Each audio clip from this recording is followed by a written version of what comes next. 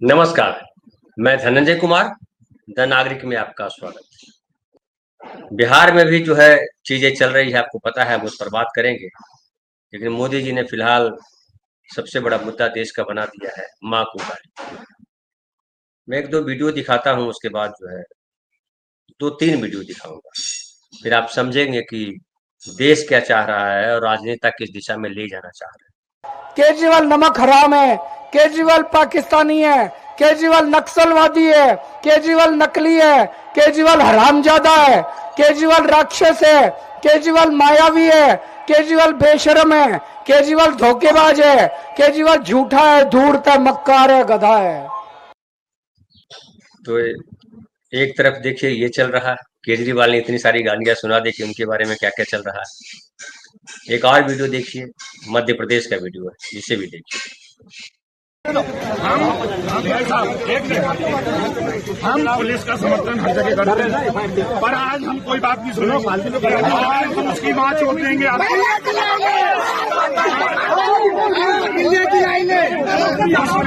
हम बहुत चलो एक काम करो, सारी गाड़ियां उठाओ, उसके घर चलो।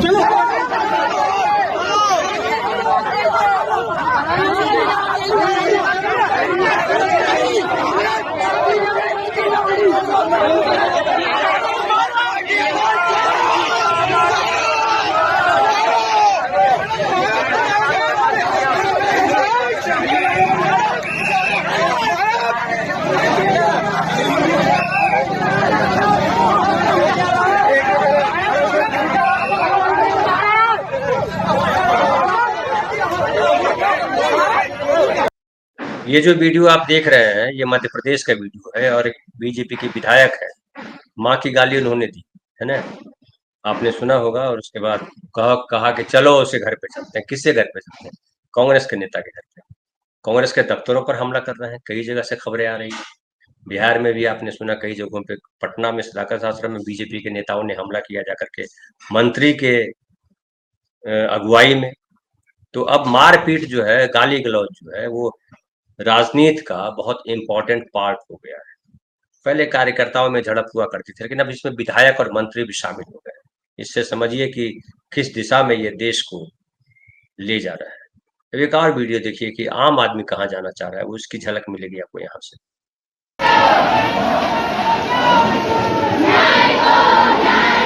देख रहे होंगे कि पूरा पत्नी कितना किलोमीटर चौड़ा ये आज जन रैली है, जिसमें कि सभी पार्टियों के लोग, चाहे वो भारतीय जनता पार्टी हो, चाहे वो कांग्रेस हो, या फिर वो यूकेडी हो, निर्दलीय हो, सारे पार्टियों के लोग इसमें शिरकत कर रहे हैं।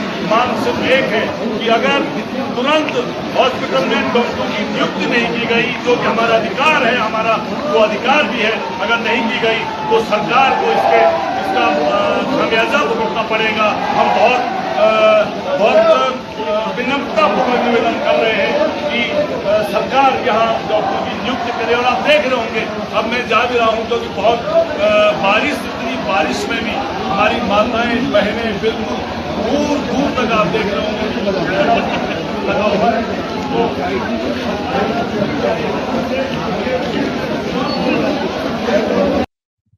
तो ये जो वीडियो आपने देखा है उत्तराखंड का है, गैरसैंण का वीडियो है। वहां पे 25 अगस्त का है, ये कुछ दिन पुराना वीडियो है।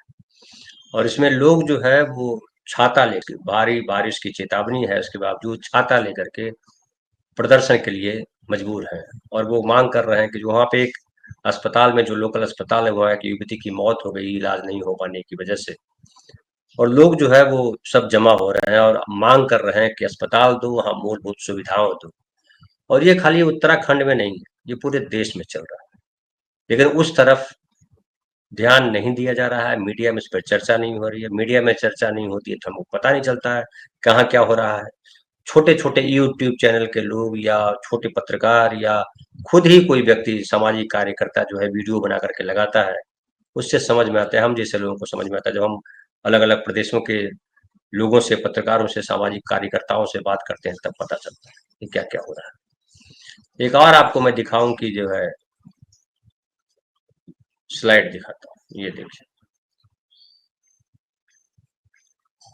ये जो है उमर खालिद का है, और प्रशांत भूषण जो देश के जाने माने वकील है वो क्या लिख रहा है, लिख रहे हैं कि ये है उमर खालिद, देश के गरीबों पिछड़ों के बारे में चिंता करते थे, इनकी कोई भी स्पीच सुनेंगे, हर स्पीच में अहिंसा की बात करते थे, अहिंसा की। मुसलमान होने के कारण मोदी के पुलिस ने गिरफ्तार कर रखा है, 5 साल से इनकी ट्रायल भी शुरू नहीं हुई है, फिर भी हाई कोर्ट ने बेल नहीं दी। ये कैसा न्याय? ये भी एक महत्वपूर्ण है, और इसे समझिए कि हमारे देश में शासन व्यवस्था कितनी न्यायपूर्ण, कितनी न्याय संगत और कितनी संवैधानिक तरीके से चल रही है।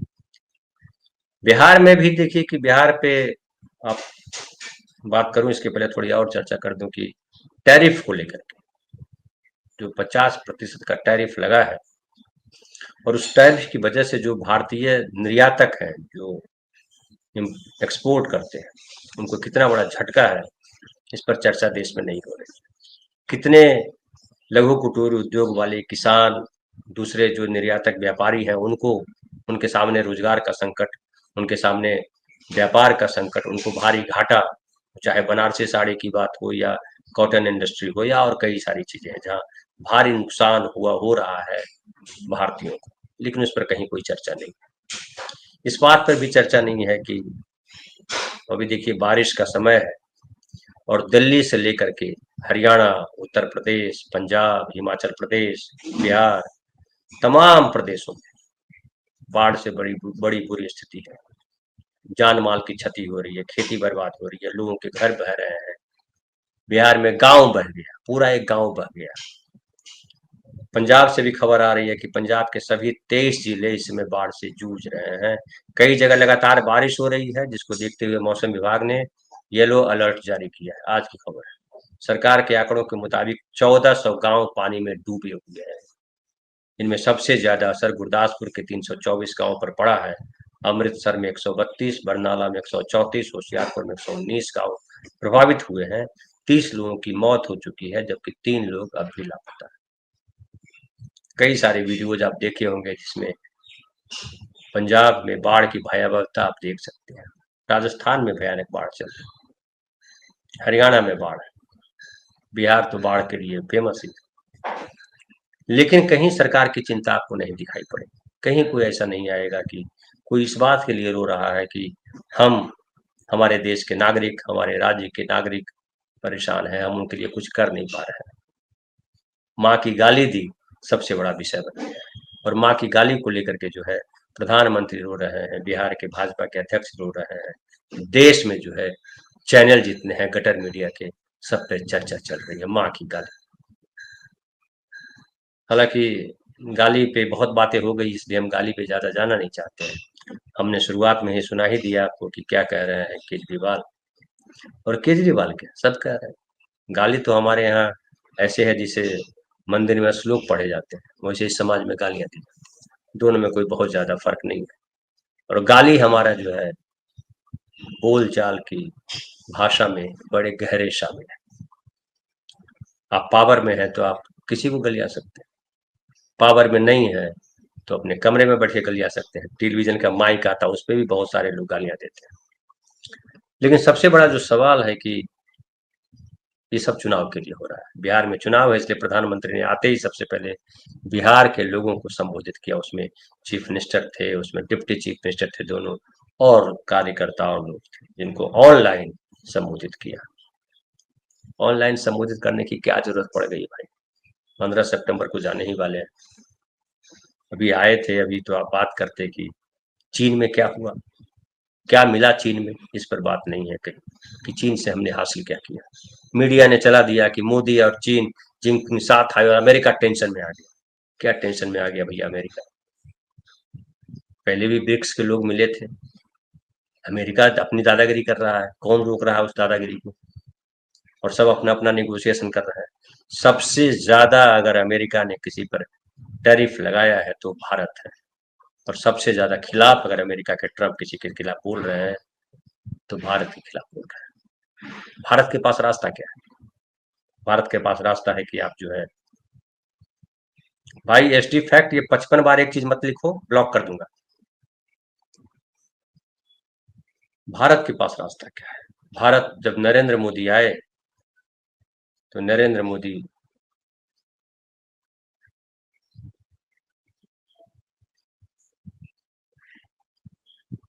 मोदी अमेरिका की तरफ जाने लगे।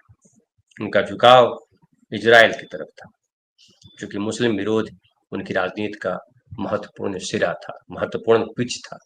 मुसलमानों का विरोध करो, मुसलमानों के खिलाफ नफरत बढ़ाओ, उससे वोट मिलेगा। लेकिन स्थितियां बदल गई और ट्रंप जो है मोदी के खिलाफ खड़े हुए हैं, और उस क्रम में ट्रंप ने बदला लिया भारतवर्ष से। आरोप लगा कि जो है रूस से आपने भारी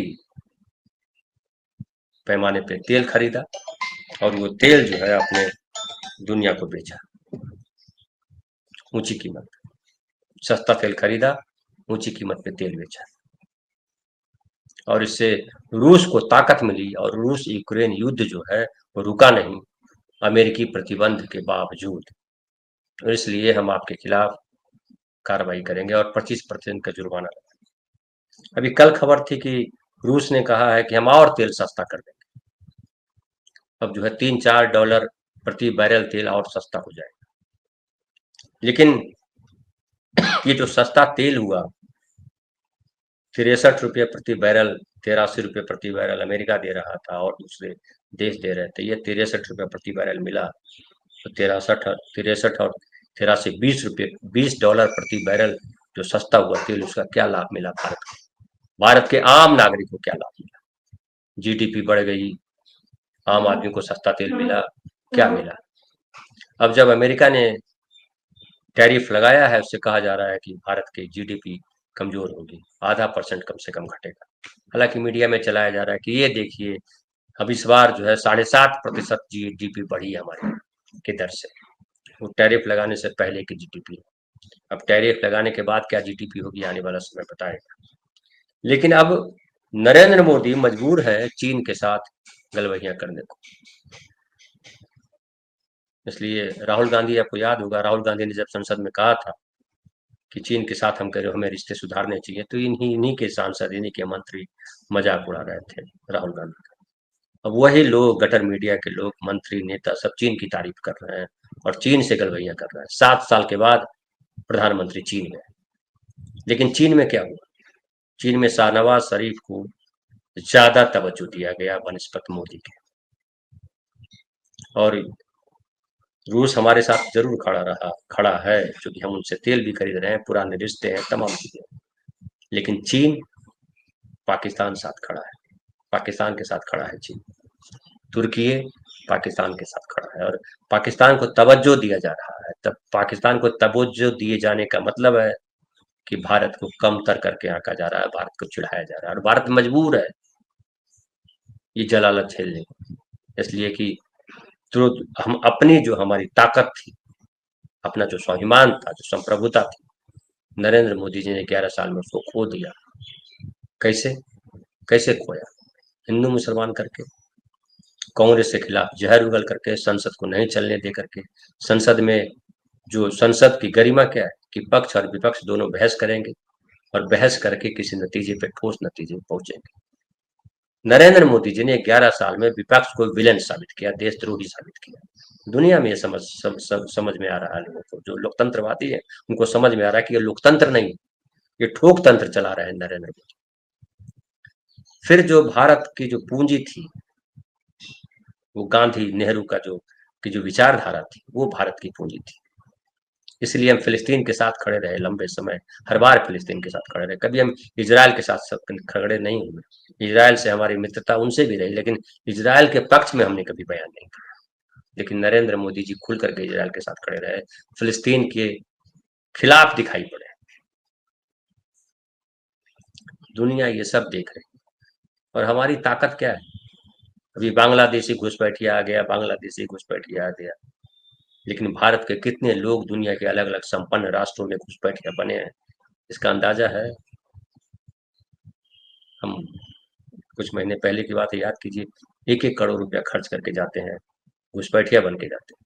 60-60 लाख रुपए अपने घर जमीन बेच करके जाते हैं, घुसपैठिया बन के जाते हैं और अपने पूरे जीवन को दांव पे लगा देते हैं, अपने बच्चों को जीवन के दांव पे लगा देते हैं। प्रधानमंत्री को उसकी चिंता नहीं। प्रधानमंत्री को इस बात की चिंता नहीं है कि अस्पताल है कि नहीं है। प्रधानमंत्री को इस बात की चिंता नहीं है कि स्कूल कॉलेज ठीक से चल रहे हैं कि नहीं चल रहे हैं। प्रधानमंत्री को इस बात की चिंता नहीं है कि लोगों को सही तरीके से वेतन मिल रहा है नहीं मिल रहा है, लोगों को क्या सुविधाएं हैं क्या नहीं है, नफरत किस लेवल पे है, प्रधानमंत्री को चिंता नहीं। प्रधानमंत्री को चिंता है माँ की गाली की। बिहार की स्थिति यह है कि बिहार में नरेंद्र मोदी जी के लिए कहीं कोई अवसर दिखाई नहीं पड़ रहा है। उनके जो दोनों डिप्टी चीफ मिनिस्टर हैं वो गालीबाज है, एक तरह से गाली देना है उनकी नीति है। नीतीश कुमार को कितनी गालियां दी है, ये केजरीवाल ने तो सुना दिया सब, लेकिन नीतीश कुमार को कितनी गालियां दी है सम्राट चौधरी ने, इस पे पूरा एक ग्रंथ लिखा जा सकता है। सुबह उठ करके रात में सोते हुए जब बीच में नींद खुल जाए तब नीतीश कुमार को गालियां दी। हालांकि नीतीश कुमार आज साथ खड़े हैं, बीजेपी के साथ खड़े हैं, सत्ता में है, और बीजेपी नीतीश कुमार के कंधे पे चढ़ करके बिहार की सत्ता में आना चाह रही है, सपने देख रही है कि बिहार में सत्ता हासिल कर लेंगे हम नीतीश कुमार को आगे करके। लेकिन सवाल है कि क्या नीतीश कुमार इस बार मुद्दा है, उनका सुशासन मुद्दा है, क्या हिंदू मुसलमान का नफरत वहां मुद्दा है? नहीं, इस बार इनमें से कोई मुद्दा नहीं, न हिंदू मुसलमान, न मंदिर, न नीतीश कुमार, इस बार कोई मुद्दा नहीं।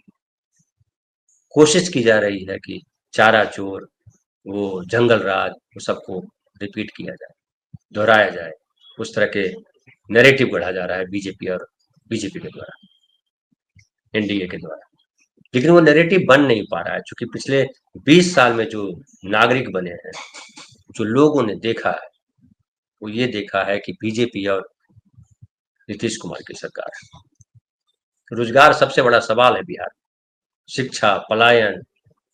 ये पलायन क्यों है? पलायन, कांग्रेस पार्टी भी नारा लेकर के निकली, पलायन रोको। ये पलायन क्यों है बिहार में?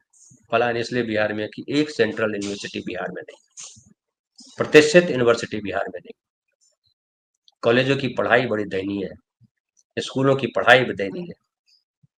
इसलिए जो आईएएस आईपीएस भी बच्चे बनते हैं तो ज्यादातर वो होते हैं जो दिल्ली में बैठकर पढ़ाई करते हैं, यानी बिहार में पढ़ाई का माहौल नहीं, उस तरह के यूनिवर्सिटीज नहीं। नीतीश कुमार ने कहा था कि पटना यूनिवर्सिटी को सेंट्रल यूनिवर्सिटी का दर्जा दीजिए, नहीं मिला दर्जा, तो नीतीश कुमार की सिर्फ बदनामी हुई। नीतीश कुमार ने नारा लगाया था कि बिहार को स्पेशल राज्य का दर्जा मिले, बीजेपी के साथ खड़े हैं, स्पेशल राज्य का दर्जा नहीं मिला। लोग कह रहे हैं कि अब कब मिलेगा स्पेशल राज्य का दर्जा।